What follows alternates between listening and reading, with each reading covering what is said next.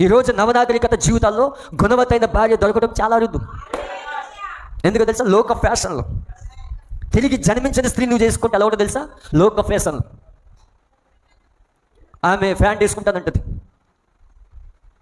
ఆమె ఇష్టానుసారంగా ఉంటుంది, ఆమె తన ఇష్టాలు నెరవేర్చుకుంటుంది.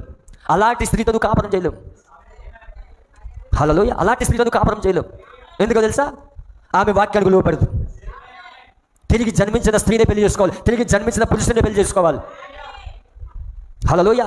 దేవుడు నా పంపికలేదు కాక ఈ విషయాలు యవనస్తులకు ఉపయోగపడతాయని నమ్ముతున్నాను. వారి జీవితాలు మంచి నిర్ణయాలు తీసుకుంటే వారి జీవితాలు చాలా ఉన్నతంగా ఉంటాయి క్రీస్తులో. ఎందుకంటే మీ జీవితాలు ఉన్నతంగా ఉండాలని ఒక సేవకుడిగా ఆశిస్తూ ఉన్నాను. ఎందుకంటే మీ కుటుంబంలో పరలోక సంతోషం ఉండాలి, పరలోక ఆనందం ఉండాలి మీ కుటుంబాల్లో. ఈరోజు అలాంటి వాతావరణం లేదు. భార్య వస్తుంది, ఫోన్ అట్టు కూర్చుంటుంది. భర్త వస్తాడు, ఆమె గదిలో ఫోన్ అట్టు కూర్చుంటుంది. పిల్లలు వస్తారు, వాళ్ళు ఫోన్ అట్టు కూర్చుంటారు. ఎవరి ప్రపంచంలో వాళ్ళు ఉంటారు.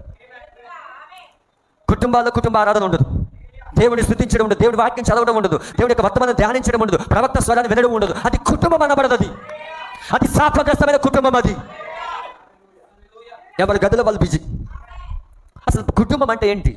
ప్రతిరోజు దేవుడు ఎలాగైతే సహవాసం చేసేవాడు, ఆదాములతో సహవాసం చేసేవాడు, అదే విధంగా ఇప్పుడు భార్యాభర్తలు, పిల్లలు ఒక సహవాసం ఉండాలి. వాళ్ళకి కుటుంబ బలిపీఠం ఉండాలి. అక్కడ కుటుంబ